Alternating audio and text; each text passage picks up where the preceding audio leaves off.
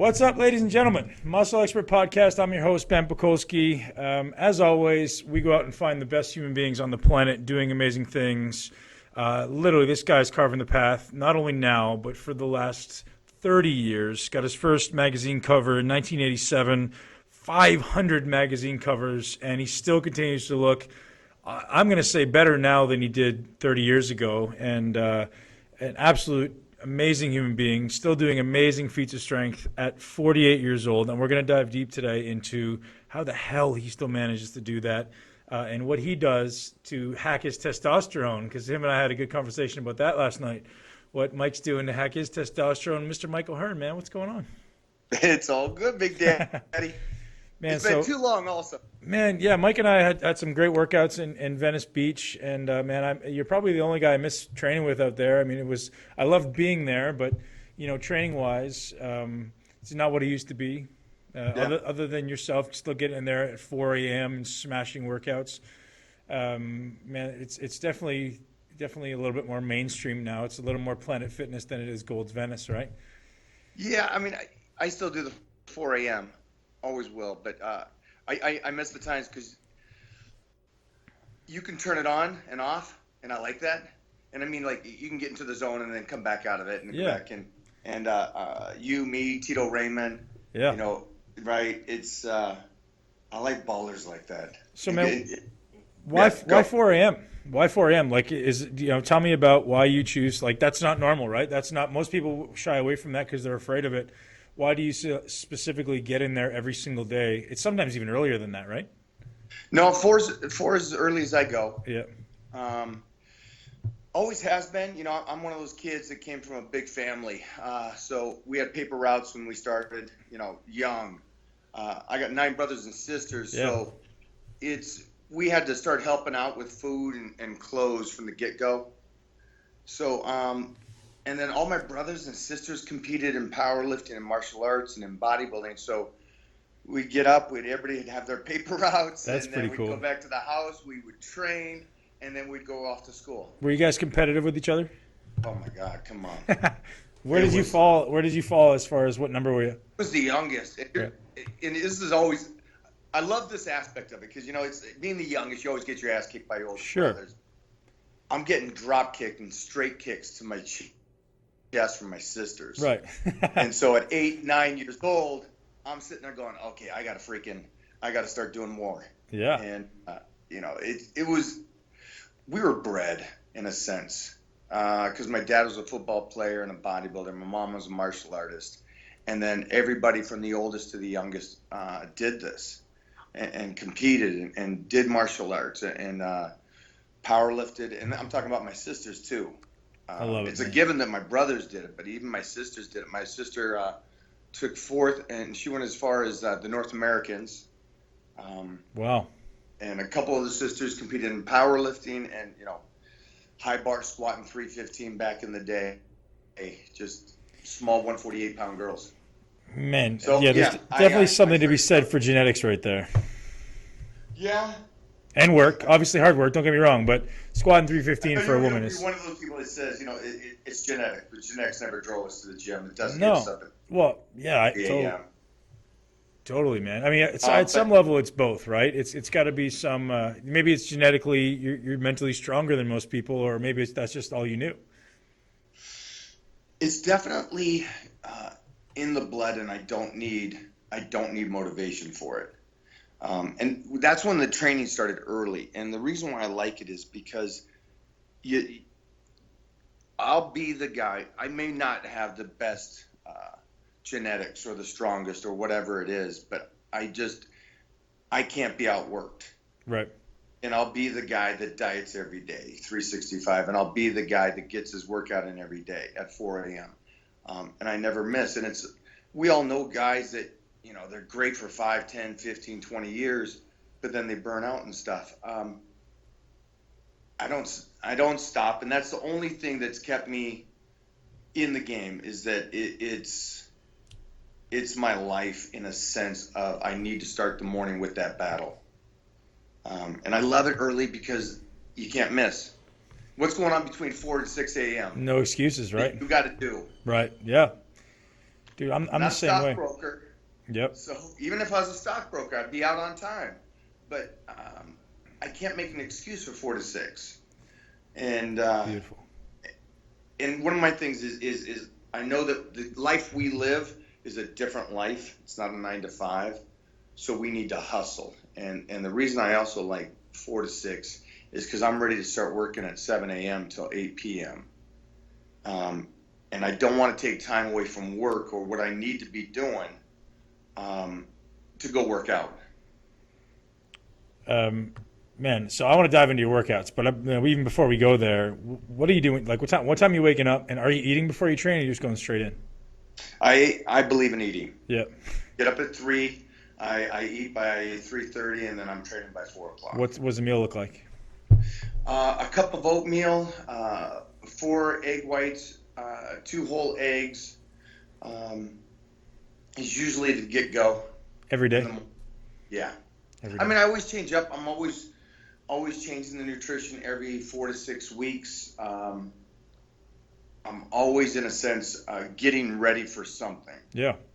Regardless of what it is. I don't care if it's a photo shoot or a travel weekend. I always try to manipulate the body and test and see what works and what my body can and can't do. Are you tracking your calories? In a moderate sense, I do, because I don't change. You and me understand I always eat the same. Yep. If I'm on a So it's plan, easy. I'm on a plan. Right. I'm not a macros guy. Yeah. In a sense. Because I know that if I take out an ounce here from each meal, the protein, before the whole day's over, that's another 300 calorie drop. And then Yep. if I added in 15 minutes of cardio a day, that's a big change. Yep.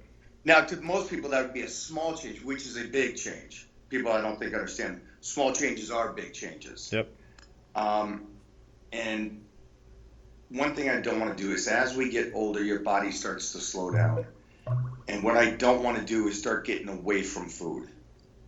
I try to test myself and see, okay, hey, can I take in 5,000 calories still at 48 years old, Right. with as little cardio as possible? Okay, all right, that may not be working well. Let me up the cardio a little bit and the workouts a bit. And so I'm actually just a continuous study of myself. As it should be. Yeah, and love it. How much has stuff changed for you since you started, man? Like nutritionally, training wise. Obviously, you've evolved a lot. You've learned a lot. But how much has it adapted? Because obviously things change, or have they not? I was lucky. That I was ignorant when I was young, and I thought I could do something, Yep. even though I was so young. Now I'll come back to this. But as a 11 and 12 and 13-year-old kid, I was training with I thought were regular guys. I thought they were just everyday Joes, in a sense. They owned a gym and all this. I didn't realize I was training with the guys that were named Jeff Magruder, Doyle Kennedy, Doug Furness, and every once in a while Ed Cohen would come over. Now, to me, being 11, 12, 13 years old, I'm like, this is cool. Everybody's dad's, benches 600. Everybody dad, deadlifts 900. Right. And so I got that mentality stuck in my head, which I speak about a lot now. Because if you're at Family Fitness Center and the biggest guy there is doing 315 on the squat, that's the fishbowl. Everybody, that's the big boy. That's So the true, big man. weight. Your mindset's right there. That's it. I was ignorant, in a sense, a beautiful ignorance, bliss, that I thought I could do exactly what these guys did. I could squat the 900 that Doug Furness did, Doyle Kennedy's 900 deadlift, Jeff Magruder's 600 bench. I could do that, but I wanted to look really good doing it. Right. And so, I'm this little kid, and I'm like, what? Kids are honest. I was like, well, yeah, you guys are strong, but you don't look as good. So I'm going to do both. I'm going to bodybuild and powerlift. And, that's when I really started doing the combination of both at that age. Now, that being said, I didn't know what I was doing at that age. Right. I just knew that these guys did one aspect of it, and I listened and watched. And then I wanted to do what some of the guys that were at the gym that looked good were doing. And how it's changed is this.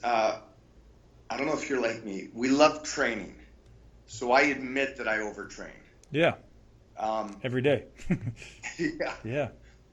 it's amazing how little you have to do to change the body. And, Well, and but you've earned that with the last 30 years of training, right? Like you know how to do things properly. Most people aren't even on that realm yet.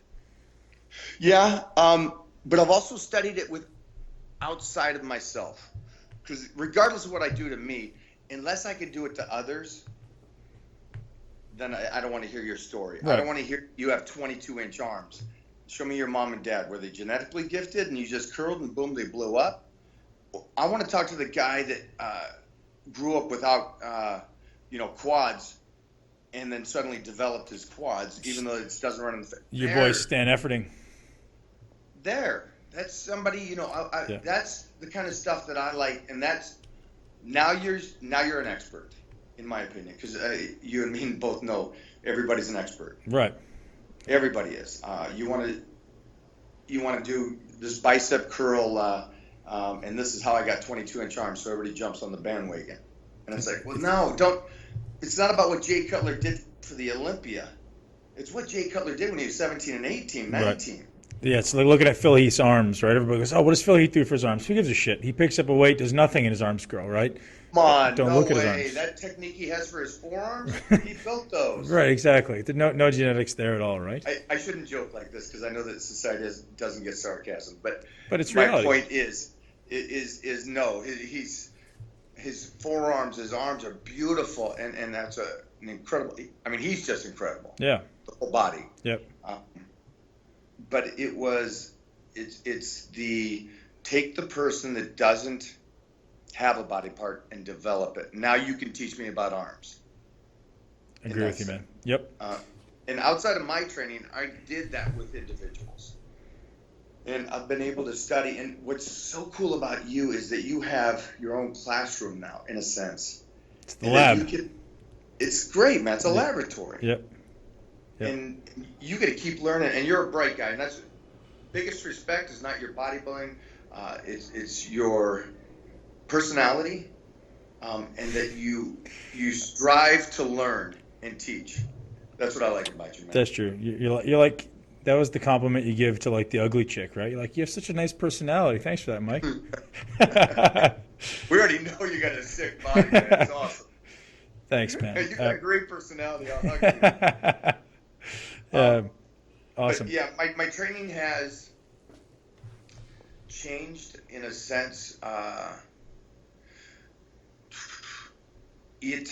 I do less, and just kind of have fun with it. Because I could get in and do a couple exercises for quads, and they grow, and chest. Is that still your quest right now? That's the question. Is are you still training to grow, or is it more like I just want to look awesome 100% of the time, or is it still a growth mindset?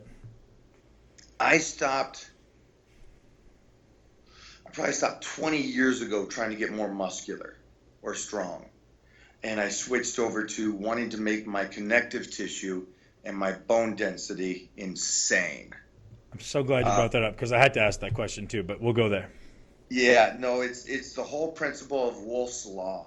I didn't realize what I was doing until Wolff's Law, and I read up on it, and I understood it so much more, and really took the aspect of the martial arts and the wrestling and everything else I've done, and incorporate that into going, okay, I can always get better if I'm healthy. I can always get better if the bone density, the posture, the connective tissue is there.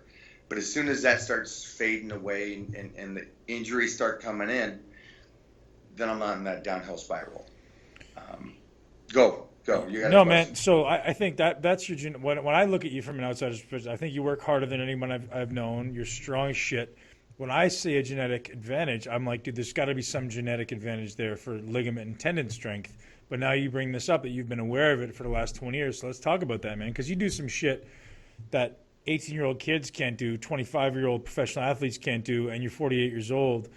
What the hell are you doing, man? It's the blunt force trauma that I'm trying to manipulate the connective tissue and strengthen it. And that's my first and foremost point of effort relative to trying to move 500 on the bench. Right. I don't care that I can incline bench 500. Great. But it's how I bench.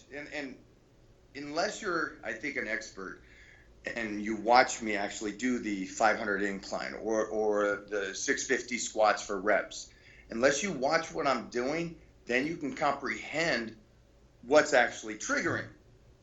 So we both know powerlifters work off of speed. Yep. Because movement, momentum is going to get the heavier weight. 100%. You got to do that. Yep.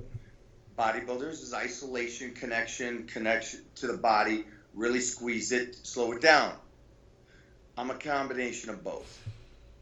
On my descents or my contraction down is very slow, and I'm pushing that into the impingements, the points of movement, the elbows, the knees, the hips. And instead of so much the muscle, it's the posture that I'm in to put tension on the connective tissue. And then as soon as I hit that bottom spot, there's no bounce, there's no speed, there's no bump. Control. It's a flex. Bam! So if I'm doing leg presses and I'm bringing them all the way down by my ear, it's to relax into it, take my time, let it stretch, come in, and then just flex out of it. So the speed is completely different. Right. So I don't have a desire to go, well, I got 500 on the incline, could have got a double, let me get 600. It's not the point of it. It's the way I did 500. In complete control, and the bicep curls, the tricep extensions. It's taking 90-pound dumbbells, putting the pressure on the elbow, letting it sit back all the way behind the head, full range of motion, and then just squeezing out of it. And by doing this, it's amazing that I've gotten stronger in the last 10 years. Well, it's not amazing. It's reality. But most people most people are so busy trying to chase the weights that they're not using muscular contraction to move stuff. And this is why you and I live in a parallel existence right now. Obviously, I love train. That's the way I train, man. You got to connect. So I'm not quite going as slow as perhaps I used to, and I'm still trying to be strong with no objective of putting on muscle now. It's like, how much weight can I load through these joints to keep them safe, healthy, strong, and not bigger? And which is where I'm at now, which is a very unique place. I don't know if I told you, I'm officially retired with bodybuilding, man. So I'm trying to get smaller, but still stay lean, still look awesome. So I'm kind of trying to be Michael Hearn, man, basically. Okay, all right. Well, you're doing the way you train. I appreciate, because you're being smart. The Michael Hearn thing, you're going to need lifts in the shoes. I'm going to need 6 inches in there, right? What are you, 6'3", Mike? I'm 6'3", yeah. 6'3", and what's your body weight? 265. And you're probably consistently 5% body fat, maybe less. It looks healthy and it looks clean. Yes, it does. And they appreciate it on guest posing. So whatever that is, it is. I haven't actually tested. Yeah. Well, I mean, from an outsider's perspective, from an industry quote-unquote expert, if I can make fun of myself, I mean, you're lean as shit, man. Like, you're one of the leanest guys on the planet all year round, which is huge respect to you, man. Thanks, brother. So, go ahead. Well, one of the things I was jumping back to, just because of my training and the way it's doing, is I'm gonna jump completely out of this. I've had experiments with people, average Joes, guys that never lifted before they were 40. And then I started training them, and I'm only training them basically 4 exercises a week, maybe in 3 hours total a week. And I've been able to take these guys, and we do tests, because I want to check the bone density after 40. You know, because at 25, you should be jacked and you should be strong as hell. Right. And that's great. And that's how we were, you and I. You know, it's one of those things. But can you keep it? Can you make it better? Can you continuously get better? Was something in the last 20 years that I just fell in love with. That whole idea of going, I don't need to get bigger. I don't need to get stronger in that sense. Because I can consistently do the 500 in that sense, or I can consistently do the 650. Whereas when I was powerlifting, you would peak up to a strength and you'd come back down and go Right. back up. And now it's just maintaining it. And being able to do it week in and week out, where powerlifters take time off of nervous system. I don't. And it's just because I've been so used to this and been doing this now for the last 20 years training like this. So let's dissect that a little bit, man. Like, what is your training? You training 7 days a week? I train 6 and sometimes 7 days a week. So what I does it don't look? recommend Yeah. take a day off, but for me, because of travel, because of what I'm doing, and because I freaking love it. Yeah, I agree with you. So what does it look like, man? Like, what does your split look like? What does your volume look like? I know One you're in body there for a part. long time. One body part a day. Yep. Legs, I usually try to split up legs, but then it's just, chest, arms, back, shoulders, all by themselves. But everything once a week? Once a week. And sometimes it just starts going into twice, because by Sunday you're doing shoulders again, or you want to squat again. Mm-hmm. And that's how it kind of rotates for me. But I got a question, because of the fact of this. We're going to say some things, and people are going to go, hey, I'm going to go out and do that. Right. I'm not saying go do what I've been doing. I'm saying take a percentage of this and try it. Don't go into the gym going, I just want to get strong. I just want to get buffed. Go in there and work foundation work. It's funny how people, mostly nowadays, you and I wanted to be champions when we were 18, 19, 20. I get that. Mm-hmm. I don't know why I was okay with saying I want to be a champion, but I knew it would take time. Yeah. And when I was competing in powerlifting at ADFPA with guys like Bull Stewart and all these guys. And I was always placing at the nationals, but I was always like coming in second to Bull Stewart, who's a Hall of Fame powerlifter. But I was already strong, so I didn't rush the strength, and I knew muscle came with maturity. So I took my time. But the training only has backed off, and I go in to tear the fibers, not the pump. So I think, the Mike, biggest thing for me. I think the point that the thing I admire of your training is, one, consistency. Two, the term I use is called ownership, which means you own every single inch of every single rep you do, meaning there's never a bounce, there's never control. And that's what I try to teach, man. It's like, stop fucking trying to use weights you can't control and use something that you can own. And that's why you have the longevity and the body you do. I really believe, man, at least from what I've seen over the last 10 years of you training a little bit longer now, you just own it, man. And you're actually making your muscular system work rather than dumping all the load on the passive structures, which is what most people do. I'm so glad you said that, because I'll say, hey, I want you to get 20 reps, but I want you to get 20 singles. Yeah. I don't want you to go 20 reps. Right. So I just did 500 pounds for 15 reps on squats. But if you watch it, relative to a lot of the guys that were doing it, it was one rep at a time. Make sure each rep was something that was tearing the fibers. Right.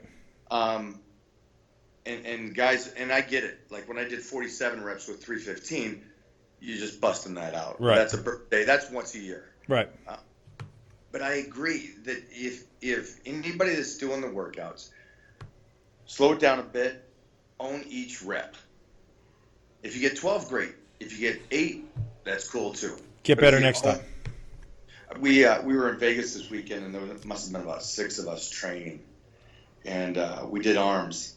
Next day we come in, and I start poking each other's arms, and I'm like, mine are trashed, and like half or more than half of the guys go, no, my arms are fine, and I'm like, look at that. All of us did the exact same workout.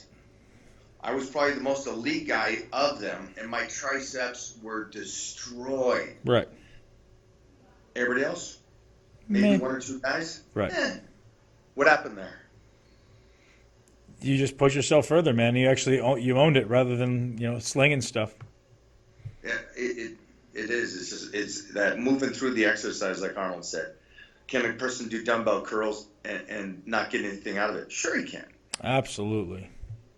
So I think you're on to and how you do your things in training and teaching people is so my recommendation.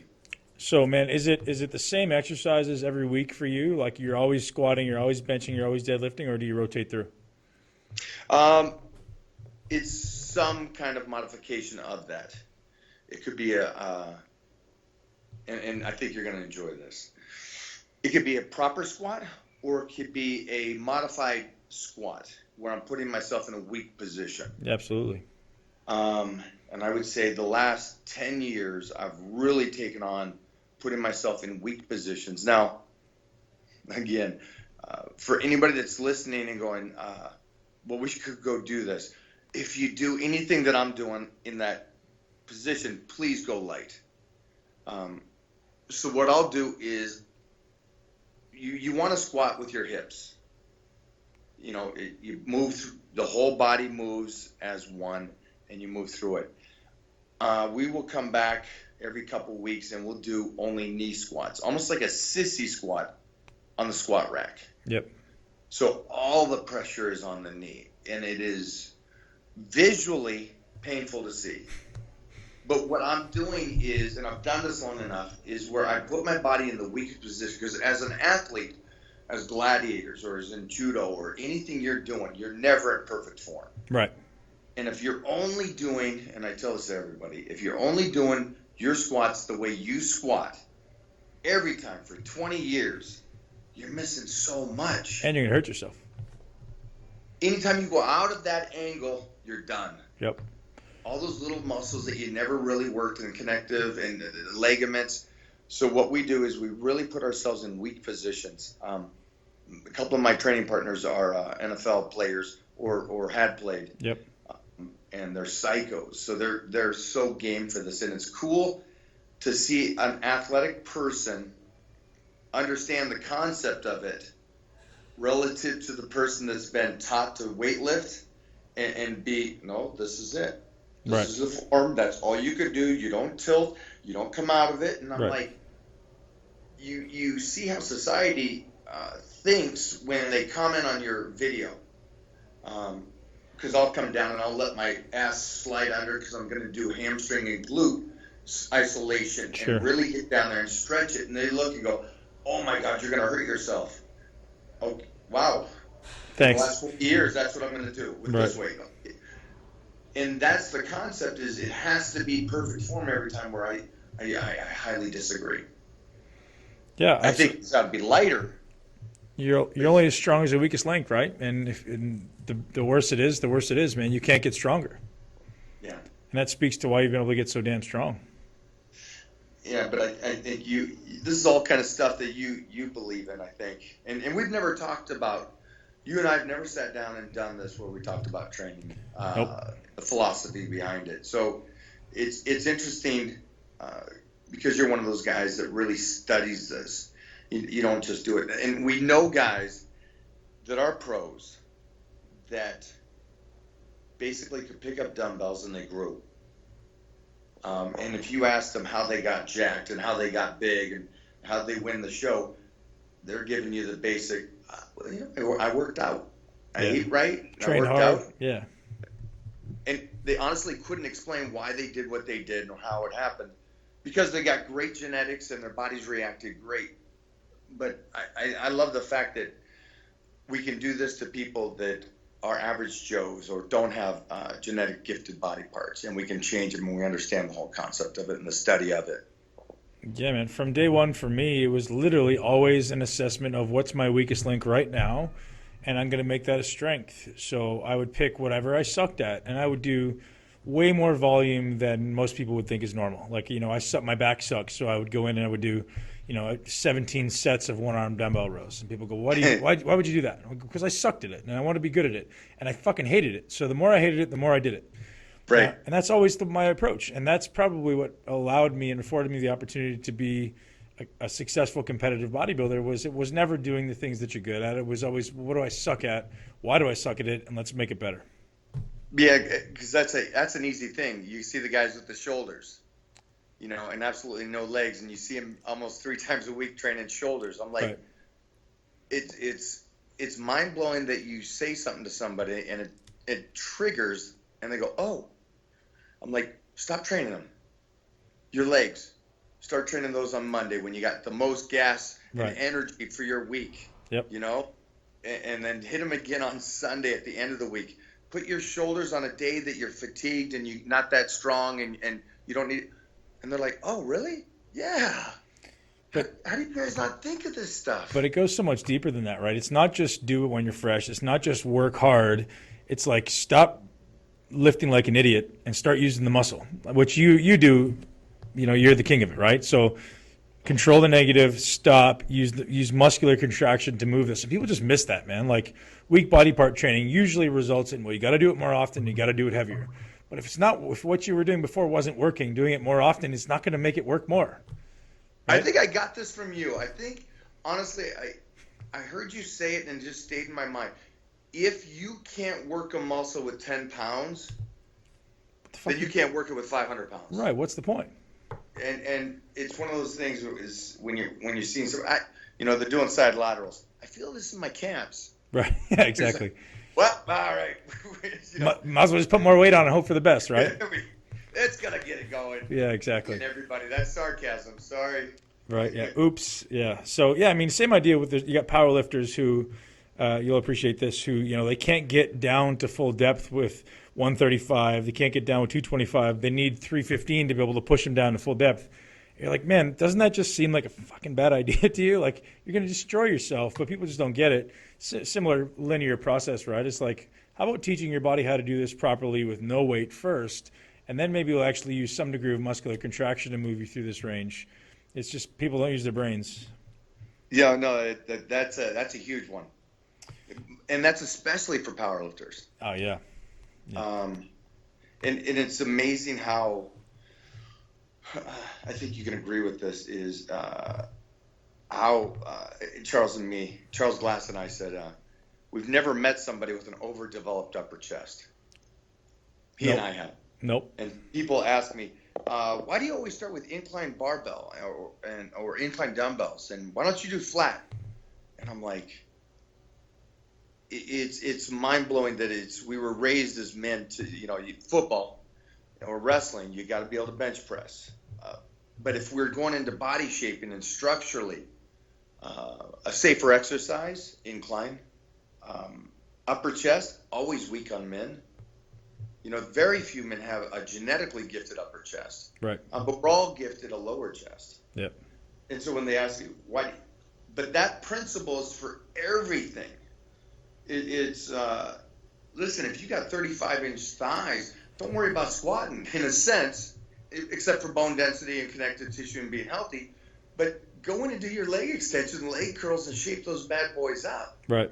You don't have to do what's printed a million times. You can go in and do one arm rows, 17 sets. Yep. Yep. It's you can play with this stuff. That's one of the things I teach, man, is people have to lose their bias for exercise. Everyone's attached to certain exercises, and I try to teach people the idea of everyone's got different mechanics, man. Like some people have, some people are tall, some people are short, which makes it completely different benefit squatting, right? Some people have great quad benefit, some people get glute benefit. Some people have big rib cages, small rib cage. It makes the bench press completely different. So lose attachment to exercises and do what works for you for your specific goal, man. You're the king of that. You found the things like, hey, I'm trying to build my upper chest. Well, why wouldn't you start with incline then, right? Right. Yeah. Man, I want to dig a little bit deeper on your nutrition because I'm fascinated, and this is just probably me being curious because I want to be your age and look like you. What does it look like, man? How do you stay so lean? Is it just because you're so consistent every day, or are you doing something specific supplementally to help your joints? Or I'd like to hear about it, man. Yeah, joints are staying healthy because of weight training. Yep. 100%. Movement. The body adapts to the pressure it's put under.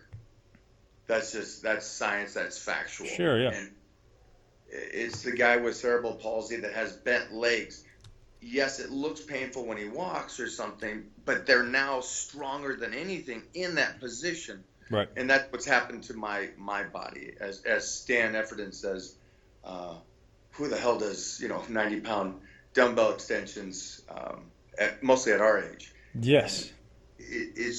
They're strong now. Dude, it's 160-pound single-arm dumbbell presses. I was like, what the fuck? Who is this guy? They're strong, and that is time. So don't rush out and do it. And it's the angles I do it, working every single odd angle and range of motion. One of the big things, and I think you can agree with this, is when bodybuilders or powerlifters become so big, their range of motion starts suffering. Man, I'm going to disagree that it's, well, I'm a big guy. I know guys that are so much bigger than bodybuilders. Here's the thing. Are bodybuilders the biggest guys?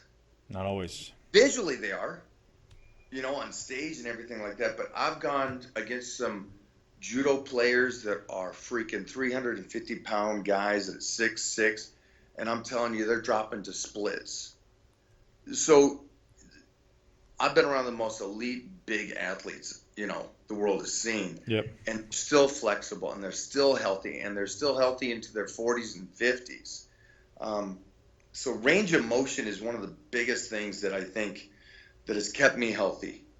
Instead of starting to shorten it and get smaller ranges, and I talk about, bodybuilders will do side laterals, and they'll just do a small little, angle just to pump it up. I'll take a side lateral and I'll go all the way up and over my head. And I'll do that with as heavy as weight as I possibly can to keep that range of motion and keep my body used to that. So that's a healthy thing. But going to the nutrition. The nutrition is in and as high as I'm doing it. I don't want to be this guy that's at 1,500 calories trying to get sliced, because then my body adapts to it. When, like anything, as soon as you run away from something, your body adapts to being away from it. Yep. If you're always low carbohydrates, then your body starts utilizing protein in a different way. Yep. But now we got energy off of the protein, and now you go back to carbs, you blow up like a balloon. So something I try to do is I try to keep up the calories as high as I possibly can, regardless of what I'm doing. I'll try to exercise to get the weight off or get sliced relative to diet. And because everybody goes diet. Everybody goes, okay, drop the calories. Fuck that. Increase the work capacity. Man, everybody is, well, I'm 35 now. Or here's one of the craziest things I hear is I got bad knees. I'm 25 now. I'm 30 now. Well, you don't got bad knees from squatting unless it's just bad form. It's so much more than that. And then it's, I'm eating, 3 meals a day, and they're healthy meals, and they're, it's protein and vegetables. And the person looks terrible. I'm like, oh my God, the chances of you ever looking good is so slim to none now. Right. You've already taken everything away from you. And it was interesting. I was on a panel on Sunday with a couple of great guys, and then a couple of guys that and a couple other guys. and it was interesting to see how everybody answered questions. The guys I was next to, I thought, smart and the way they put it and everything like that. And but the other ones were like, well, cut the calories and do this and do that. And I'm like, I asked the guy, and because a person from the crowd says, hey, I'm stationary now. I can't change. My body's plateaued. And so half the panel went to calories and dropped the calories more. Seems like the go-to thing. I said, well, how much are you training? And he said, 6-7 days a week, hard cardio even. And I upped it even more and did spinning. And I said, have you ever thought about being patient for a moment, saying whatever weight you're at right now, because he was a big boy. I mean, he was a big boy. He must have been 6'5", 260. I said, be cool with 260 for the next 3 months. We're going to call it an off season, just like every other pro athlete does, from football players on down. When it comes to fitness, there's no off season. Right.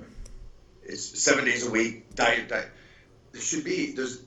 and there is for me, and I'll explain what I mean by that. Okay. So I said to him, I said, and try to start backing down your workouts and maintain your body.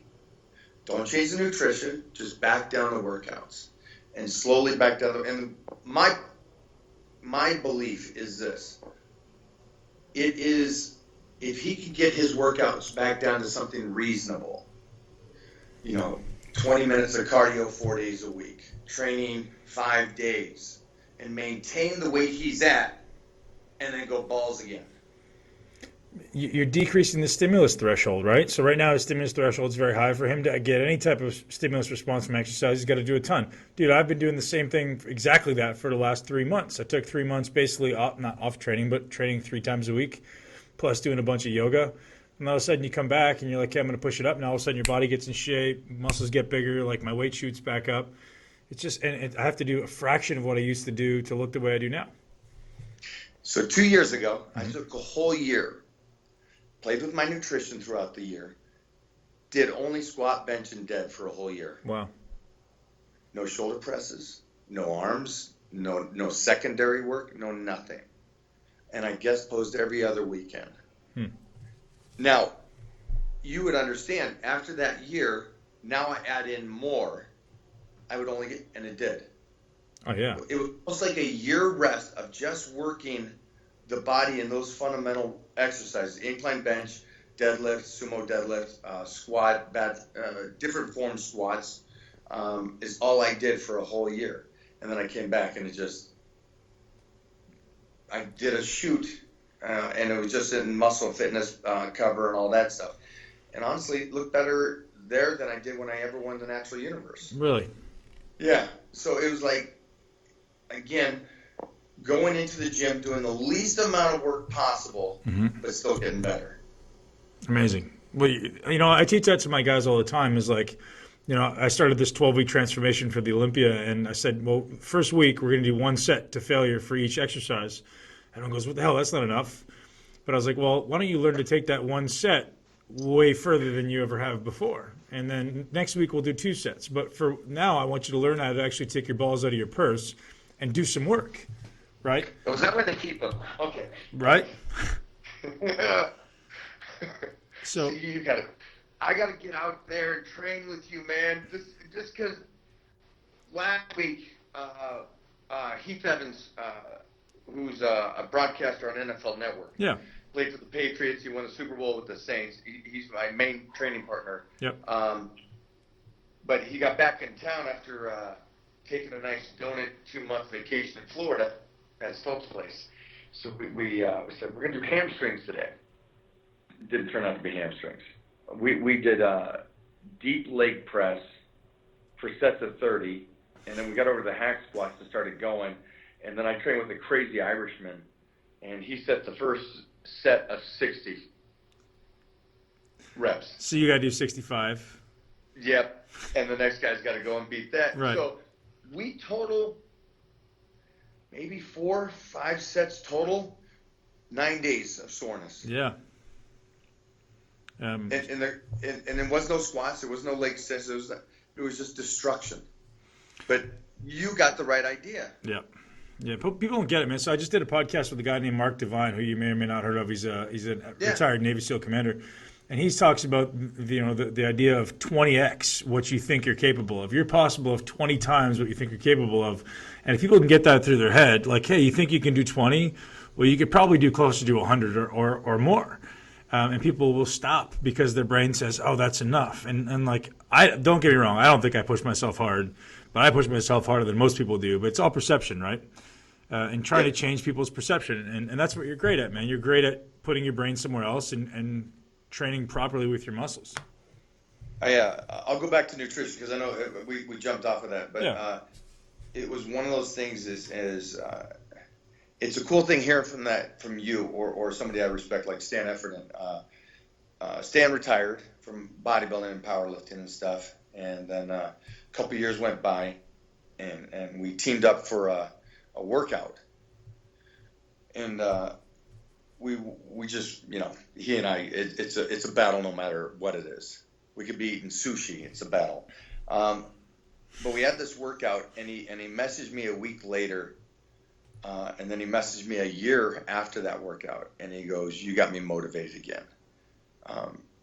And because I was retired, but there was no reason I needed to mentally retire or retire for what I'm doing.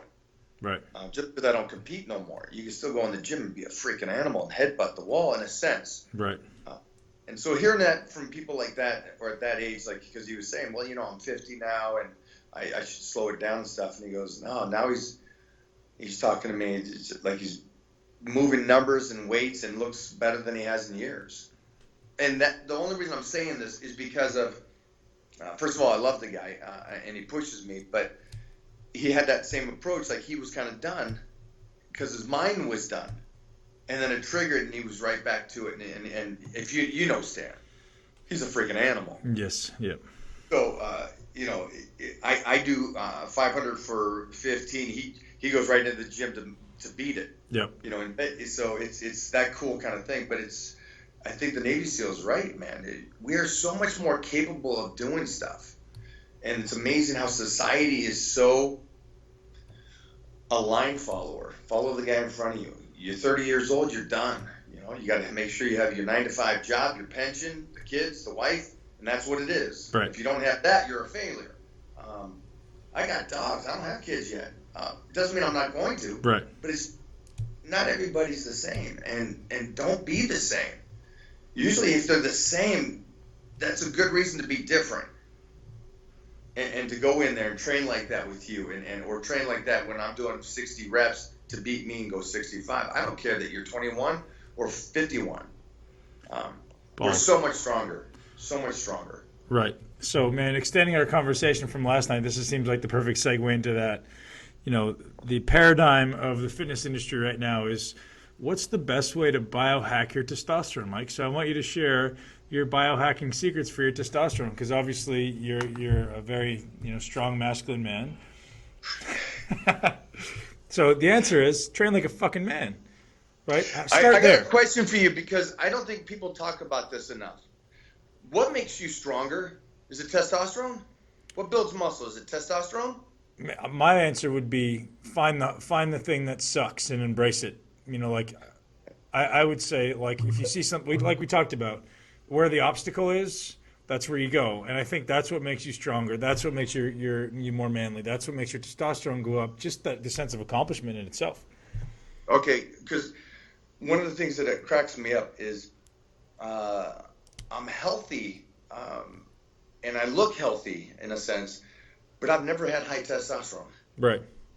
Ever. In my life. And I was jacked when I was 14. Right. So people don't understand, muscle does make a strong muscle is, you're stronger if you have a strong muscle. Sure. It's connective tissue, which is the true strength.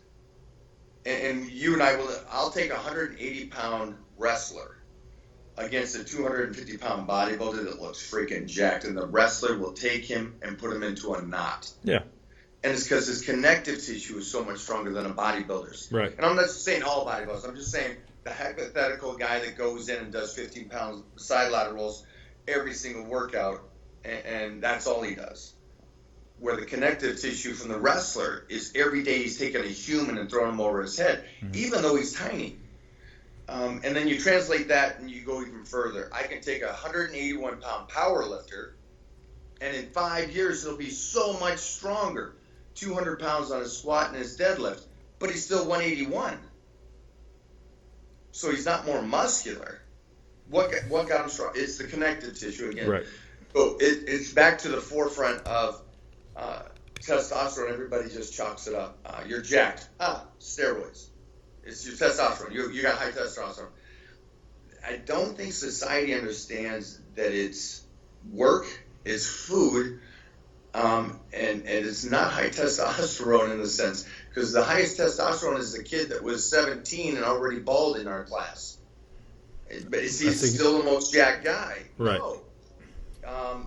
My girl, Mona Marison, jacked 24/7. Right. Ribs. And she's a female. Very low testosterone. Right. She's estrogen. Right. But it's one of those things. It's like, wait a minute, we know girls. We know, you and I both know tons of girls that look great and that are muscular, but they're females. There's more to it than just testosterone. Yeah, so it's the whole concept of high testosterone. High testosterone, is a great thing to have, for a lot of guys. Obviously, it does make you big. It gets you muscular. Steroids work. The problem is with anybody that's out there that's a kid that's thinking, I need to do that, or I need to go there, or I need to have high testosterone. I'm not saying, go estrogen only, but I'm just saying, slow down, relax. When you're a 20-year-old kid, because I meet so many of these kids that are 22 and 24, and they're like, yeah, so I'm on steroids and this, that, and the other. I'm like, what the? Stupid. You're 24. Your body was better than anybody that ever did that stuff right now without it. Right. What are you doing? So the problem is, can you maintain it for 40 years? So I think the response to what you're saying is that's how your body uses whatever amount of testosterone you have. So you're naturally very lean, you're always very athletic. Your body's going to use testosterone really well. Kids who are really usually flat or fat, inflamed, eating shitty foods, it's going to make their body use less testosterone, increase their estrogen levels, and that's why they're like, fuck, I don't really have any testosterone. Well, that's the problem. It's because you're fat and you're inflamed. So start there. If anyone's out there is like, oh, I want to go on testosterone replacement, let's try to get you under 10% body fat first. Yeah. That's step one for everybody. Like, let's get your balls out of your purse, do some work, get under 10% body fat, and then let's take an assessment and see what you're... I'm glad you said that, because that's the reality. If they take your balls out of your purse, then I'm a bad guy. No, man. I mean, I'm always okay being the bad guy. People love me and hate me, right? You know that. So if people would concentrate more on going in the gym, trying to be healthy, slow down the exercise, connect, stop stressing about being a freaking freak within the first year,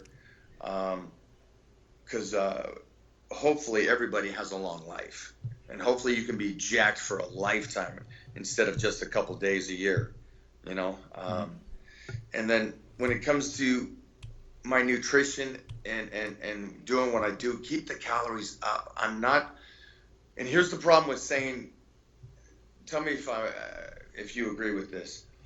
Does fasting cardio work? Yes. Okay. Should you do it for 365 days a year? Absolutely not. Should you do cardio for 365 a year? No chance, right? Okay, so what happens with society that suddenly somebody says, okay, this is great, do some fasted cardio, but then that translates to, okay, I'm doing fasted cardio all year, and that's why I hate saying it, because they take that one little note and then they go with it. And that's how I teach. Contest prep is minimum effective dose. Most people 16 weeks out do 2 hours of cardio and 0 carbs. I'm like, well, where do you go from there? That's why you got to do 3 hours of cardio. It's ridiculous. So start with nothing.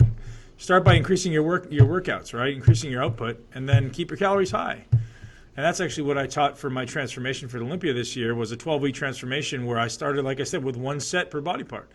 And like, hey, let's learn how to do that. And next week we'll do 2 sets, and we're actually going to increase our calories a little bit. And then we'll do 3 sets. We're going to increase our calories again. And people are like, how are you going to get leaner? Because I'm working harder. Isn't it so simple? No, see, I love that you do that, because we're both playing with this whole concept of how you exercise. And the way we're doing it is also giving us longevity and health, but also teaching people that you don't have to starve yourself. You should, at times, take it down a notch when it comes in the gym. Because you and I both know that we overtrain. I overtrain. I accept that I overtrain, but I understand my body well enough that I can survive. Right. And you did it because you love it. And the same as me. Yeah.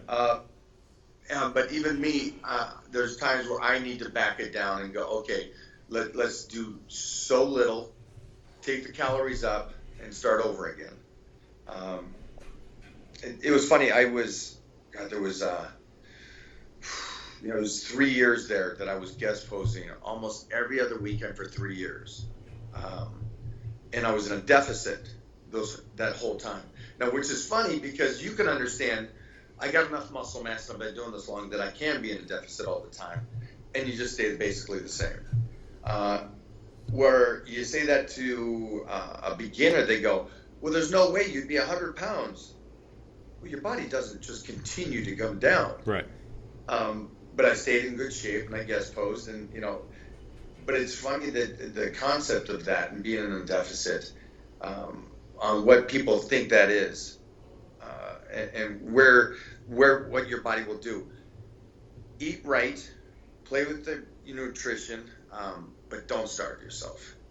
And if you're gonna starve yourself and you're gonna do fasting cardio, do it for a period of time where you're getting ready for a show, or trying to get to that extra level, that elite level, and then come back off of it. Right. So is it like, Mike, 4 meals, 5 meals, 6 meals a day? What's the typical routine look like? I'm on the baby approach. I eat every 2 to 3 hours that I'm awake. Yep. And that's it. And it's been that way for 40 years. Small meals? Or give me an idea. Well, relative, no. 8 ounces of protein of some sort, a good 50 grams of carbs with most of the morning meals, or definitely 100% around training and mid-afternoons. I'll eat carbs before bed. So yeah, it's a good. I usually average between 6 to 8 meals a day, and calories are anywhere in the realms of 4,000. And then I train first thing in the morning. Let me ask you this though, because I think this is one of those big things that everybody asks me and I never answer, because I don't think they'll comprehend this. Sleep's important. That's when you recover. Mm-hmm. Who recovers better? Or who do you think would recover better? The guy that sleeps 6 hours but loves his life and gets up jazzed to enjoy it and do it. The guy that sleeps 10 hours gets up and he hates his life and he has to go to work and he's miserable all day. Who's growing? I'm a 6-hour guy, man. I get up with a smile on my face every single day. Like literally up at 4:30 every day, 4:30, and so pumped for life, man. Like yourself, right? Yeah, but it's funny that and I agree. I'm not saying don't sleep more. Right. In sense, I would like you guys, but I don't want you to give up life and say that I'm going to get jacked. You know why? Because I'm sleeping the 10 hours. Right, exactly. It doesn't work that way. Right. Trust me, it doesn't work that way if you sleep 10 hours, eat 6 meals a day, and still go work out. You still got to do those 3 things right. Do you always sleep 6 hours? I'm in bed by 8, asleep by 9, up at 3. So No, 9 to 3. 7 days a week? That's weekends. I'm really lazy and I get up at 5. But I think that's important, right? Because I do that too. Is Saturdays and Sundays, I don't set an alarm clock, and it's usually 5:15 for me. I'm like, yeah, I slept in. Same. We got that clock. Yep. Yeah, I mean, I wake up literally 4:30 every day, and sometimes I'll wake up at 4:29 because even without an alarm, right? But yeah, man, I just feel great, and that's when I do my best work between 5 or 4:30 a.m. and 10 a.m. And that's just how I work, and I definitely get less sleep. I think we love what we do. We love our lives and stuff, and I wish that people would take, because they only see one aspect of something, and then they go right to the books. You get this out. How can you grow? Oh, you're on a ton of shit. That's why you grew up. We love in life, man. You things happen when you actually are happy and you're doing it and you're doing what you want. Well, perception to stress is everything, right? Like you can be exposed to tons of stress in your life, but if you don't view it as stressful, it's not a stress. It's so that's exactly it. So I can sleep 6 hours and wake up and go, fuck, I only slept 6 hours. Or I can wake up and go, awesome, let's just get on with the day and have fun. And then I don't really believe there's a negative effect. And then that's my approach. And that's just for everybody that's listening. I love 4 to 6. I feel like I'm the only person alive in that sense when you're driving to the gym at that time. It's the best. And you're putting in the work. And I think for us, when it comes to working out, and I know you're retired from bodybuilding and getting on stage in that sense, but I know you're not retired from working out. because that you're a savage that way. Right. You love the train. I do. So I know that you enjoy that. When do you normally work out? 6 a.m. So I'll wake up at 4:30. I meditate for an hour, and then I usually get to the gym by 5:30 or 6. Eat? Don't eat. I usually don't eat now. You don't like the food in your stomach before you train. Man, my biggest meal of the day is usually my last meal of the day, and I just find my focus is way better when I don't train. So what I will do, if it's a high volume workout, When you don't eat. When I right? don't eat, yeah. So Right. if I'm doing a high volume workout, I'll add some carbs and aminos in about halfway through the workout. I just prefer not to eat, man. I just find I get better workouts, better focus. Sometimes if I know I'm planning a big one, I'll eat something small, but usually it's nothing, man. I feel great. My energy's never waning or anything like that. So Yeah, I know a lot of guys that do that. Icon Meals, Todd Abrams, never eats before he goes in, and he's one of these speed demon supersets, yeah, 100 rep kind of guys. So, but again, he likes that too. I've always eaten. Sorry, I should answer that question properly. I've always eaten before I trained, always. But now that I've retired, I feel better when I don't. Don't. Yeah. I'm too nervous of any kind of dropping of the calories. So if I can get a good amount of calories in before I train and utilize those, and then again after, then I know the body's burning for me. So I like that for me.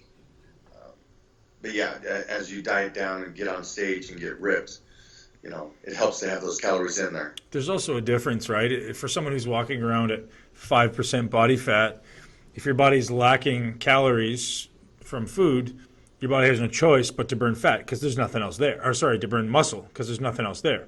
For someone who's walking around, like myself, I'm probably 10, 12% body fat, like just every day of the year. Maybe up, a little, maybe down. But my body's got some fat stores there, right? Like if I'm fasted, chances are I'm probably not going to be burning any muscle. Whereas your body's got nothing else to burn. So it makes a lot of sense. Yeah, it does make sense because, I recommend eating unless you got, and the thing with you is you've got such a good amount of size too, and what you're trying to do. Because I have done things to, I've tested myself, I've fasted, because I don't think you should talk on something if you haven't done it. Sure. And so, I've done the whole fasted. I've done low carbohydrates, high protein, low protein, high fats, low fats. And I come back to basics. With the workouts, with the nutrition, I come back to basics. It's the consistency for me that keeps me healthy. Right. Let's talk supplements, Mike. What are you doing? Are you doing carbs? Are you doing proteins? Are you doing what's your regime look like? I'm a big guy on vitamin C, B complex. Are you doing oral vitamin C? Or are you doing IVs, or what's your oral? Oral. Yeah. Multivitamins. I love my branch chains. Around the workout, or just all the time, or? You know what? I drink throughout the day, and then tablets before and after the workout. I think everybody's got to be on the multivitamins. Health reasons and skin and body. Yep. I love vitamin C. I'll take in quite a bit. What's quite a bit? 10,000. Every day? Yeah. Anything with collagen, in a sense. I'm a big collagen guy. Bone broth. Yeah, you're taking like an isolated collagen protein kind of thing? Yeah. Yep. A lot of bone broth. Because for me in my career, it's trying to keep that skin healthy and look healthy. Sure and feed the connective muscles in those areas. Try to stay away from injuries. That's one of the biggest things for us. Yep. So, have you had any major injuries, Mike, in over the last 10 years? I'm lucky. Yeah. I'm lucky. No, you're not lucky. You're doing it right.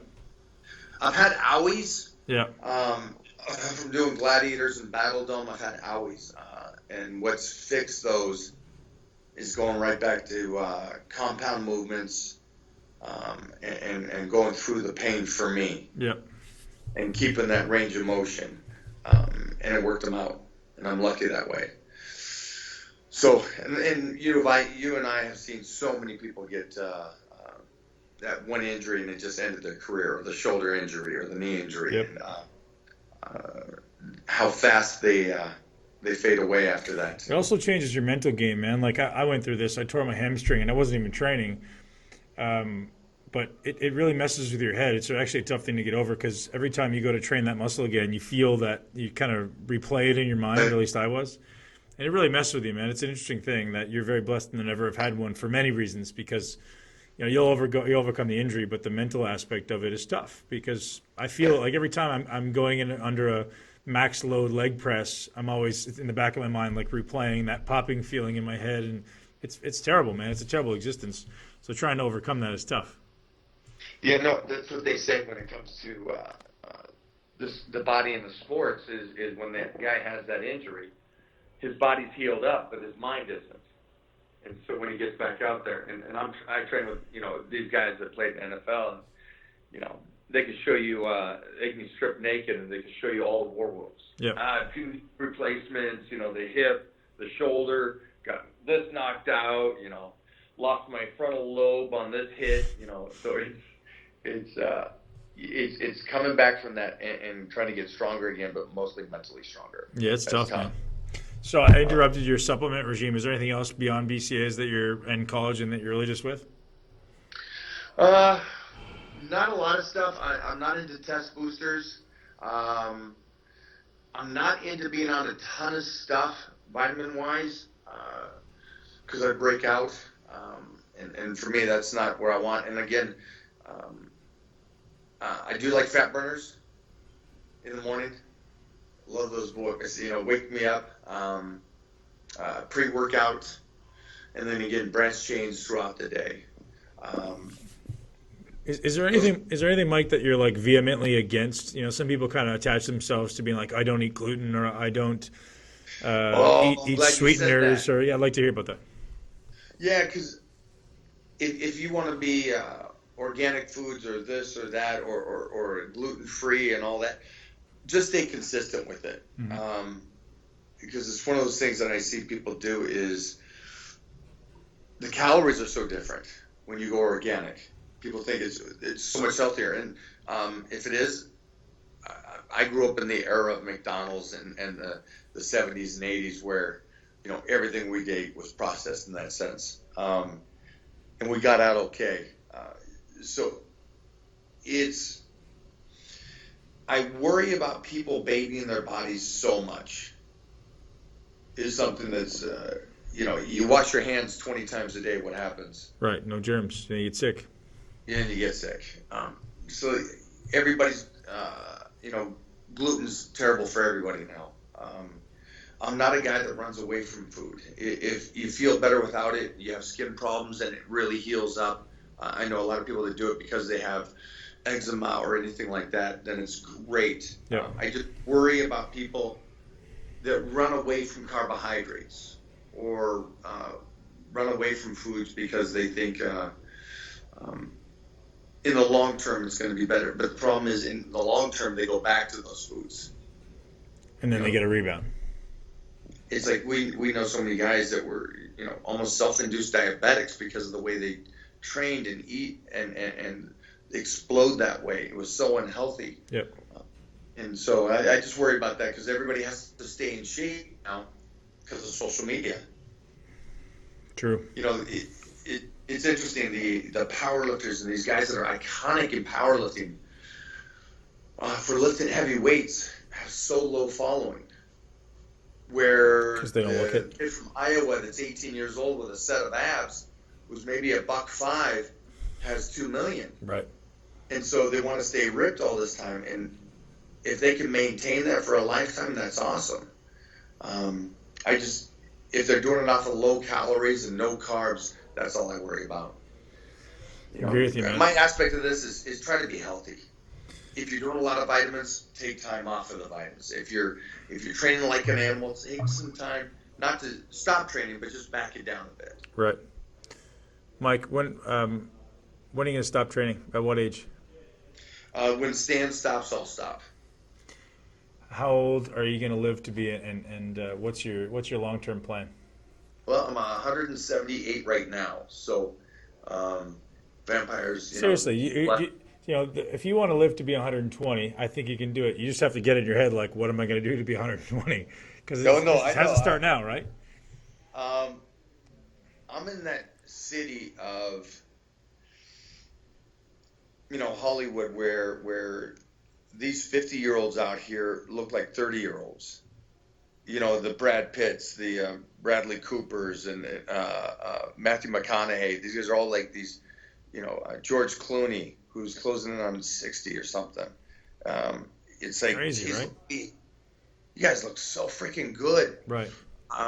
Keanu Reeves, but I think he is a vampire. But He's a Canadian vampire, so I like him. Yeah. Eh? Hey? Yeah. My goal now is to keep getting up and keep setting this new path, and doing what I'm doing, because it's I don't do it to motivate others, because if I did that, then I don't think I would do this. I get up because I love it, and I love it for me first, and the side effect from that is that it's motivating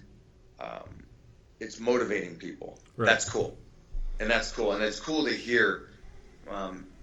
The stuff I don't care about when you go to expos is, dude, you're strong. Right. Thanks. You're ripped. Yeah, right. Cool. Right. The stuff I like to hear about is, dude, you got me to believe in myself again, get me off my couch, and get back in the best shape of my life at 40. That's freaking cool. Man, I'll tell you what you are, is you're a paradigm shifter. Like, everybody believes that at 50 years old you should look a certain way, or 48 years old you should look a certain way, me included. And you make us think again, like, hey man, if that's possible, if Mike can do that, so can I. That's how I became a professional bodybuilder. I was like, if those fuckers can do it, so can I. Nobody's better than me. And I say the same about you every time I see him. If that fucker can do it, so can I, man. Honestly, man. So I'm very grateful. No, I love that. I'm very grateful. That's what Stan said. Yeah. So it's cool coming from a couple of guys that I really respect. So I appreciate that. Dude, I'm very grateful for it, man. And so I want another question for you. Who's the hardest working guys you've ever trained with? Is it football players? The guys you're training with now, or is it other guys? No, I would say it's Tito Raymond. Yeah, Probably beast. one of my best training partners in his prime. Yep. Yeah, the football players are great. Our bodybuilders. They're much younger than me. Yep. And then if you spank them, it really wakes their ass up. Yep. Guys with switches, you know what I mean? Guys with switches, you just trigger something. It's individuals. It's not a sport, I think. In a sense, like for me and Stan, if we start squatting off against each other, then that guy that did that 860-pound squat comes back out for him, and Sure. and I try to beat it, so it's it's the guys that have the switches that knows, you know what, fuck it, I'm gonna go until I die or I beat you. Yep. And that's just kind of our approach, and it's my approach on working. That it's I squat and get up every day because I know the freak. I have to outwork everybody. Yeah. So. Yeah, that's awesome, man. It's the kind of guy that you go to the gym with, and you kick each other in the nuts 5 times, and you go out and you have a meal afterwards, right? Like, you're really just trying to kill each other, and then you go out and have a shake and a sushi afterwards. It's the reason why I love 4 o'clock in the morning too is there's no music. It's the weights. Nobody there. And you're talking smack. Mm-hmm. It really is. It's funny because I like the smack talk and try to beat me attitude. Is there other guys there that, like, you have 2 or 3 training partners usually, right? Yeah, I have Sometimes. 5 guys that circle around, but there's always the Irishman never misses, Gavin Murphy, which is cool because I'll tell you, Gavin Murphy is a celebrity chef. Mm-hmm. He's 185 pounds, and he'll dust most pro bodybuilders. I like him. Just freaking hard. I like him already. And I can't understand a damn thing he says, Right. but he talks some good shit, but he doesn't quit. And it's not that he's the biggest and it's the strongest, but he'll take some weights that's good for him that makes you go, okay, I got to throw some plates on and beat that number. Right. So those are the kind of guys I like to train with, and I don't like the guys that come in going, well, today we're going to do 3 sets of 12, and then we're going to go over to leg press. It's like, no, man, let's pick some stuff and let's fight. Yeah. Yeah. That's the kind of shit I like. Awesome, man. So when you're working, one last question, man. When you're working from, you said 7 a.m. until 8 p.m., 8. what are you doing? I do everything. I own a lot of commercial real estate now. And so I make sure the properties are all good. We're looking for new locations. We have a restaurant in New York. Mona pretty much takes care of that most of the time, but we take care of that. And then we just got a lot of ventures that we have outside of the health and fitness world for our legacy. So the sport has been great to me financially, so we've really turned it into a business, and real estate is one of our biggest businesses. So we're in commercial real estate. So Good for you, it's brother. fun. That's great, man. That's awesome. And you've also just started a supplement line. You want to give that a little plug? Yeah, Innovate. Me and my boy Heath Evans teamed up.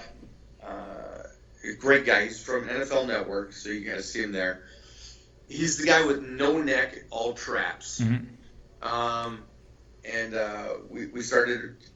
You know, it hasn't been that long. It's only been over 4 months, and it's already we're destroying, which is kicking ass, which is cool because you never know how society's going to take it. But it's interesting. We did something. We, instead of trying to get more cracked out and amp this stuff up more, which a lot of the companies are doing, we went back to the basics. Enough stim to get you in and get you through the workout, but so you don't crash later in the day.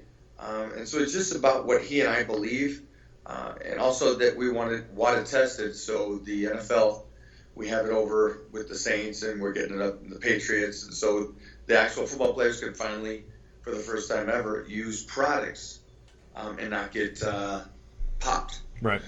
So that's what we wanted to do. We wanted to just do healthy. Good, man. That's the way to go, right? Absolutely. Yeah, right. I'll see you at the Olympia. Yes, man. I'm going to try to make it out to California before that, actually, and I'll let you know if I do, because I want to come whoop your ass in the gym one more time. Fuck yeah, come kick my ass, man. Hey, wait a minute. I got a question for you. Yep. So on squats, do you have to go all the way down in the hole? What's your goal? To get better than I was. If your goal is to squat for the sake of squatting, then yes. If your goal is to build quads, then no. So, yeah, I mean, dude, we have this argument all the time, not you and I, but people on the internet, like, well, you know, everyone needs to squat ass to the ground. Well, no, you don't. Like, no, I mean, it depends on your goal, right? Yeah, but it's funny, and I just wanted to leave it on this note because of social media will tell you to squat ass to the ground, and if it's not that, then it's not a squat. Of course it is. Right. I don't care if the guy has bad hips and he at least gets under the bar, walks out with it, and triggers his nervous system. Mm-hmm. He's trying to get better for himself. And it's funny that, and this is for everybody, and this is for all exercises. Some people can't do full range of motion, but they're working towards it. Some people can't do full squats. Can you develop quads? Come on, you and me know guys that do half squats. Yep. And quads are godly. Right.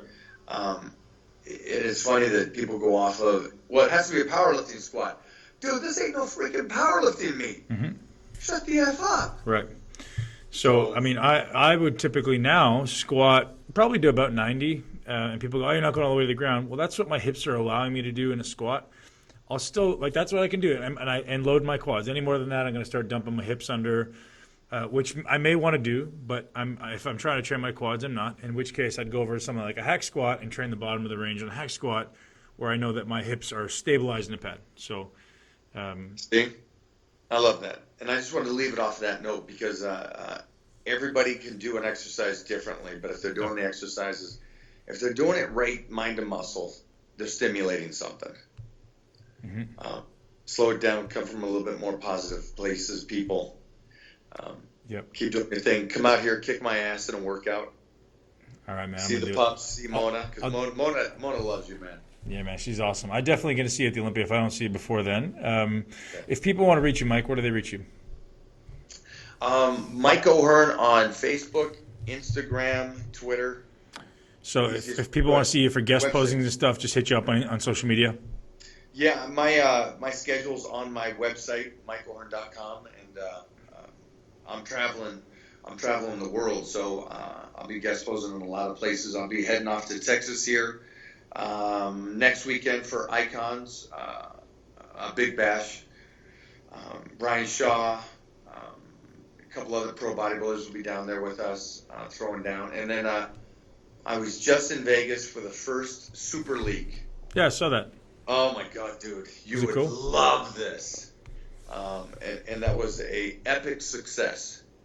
Great. So body composition, how it looks relative to how strong you are. Right. For reps of it, 12 or close to on 8 different exercises. Apparently, I was on a list of, like yourself, like the authorities there or whatever, but I didn't know. So I guess I'll be at the next one. I'll see you in September then. Yeah, exactly. We'll be there. I love it. Dude, awesome, This man. is your world. You like it because it's a lot of guys that have heart. Yeah, I mean, obviously I know Dorian well, and I know Jay really well, and he gave me a call a while ago to get on it, and I'd love to see it, man. Maybe you and I can compete. We'll do some squats or something. We'll do that. We'll do it in the old guy category. Yeah. Buddy, nothing but love and respect for you, Mike. I appreciate you, brother. buddy. Thanks, man. Have a good day.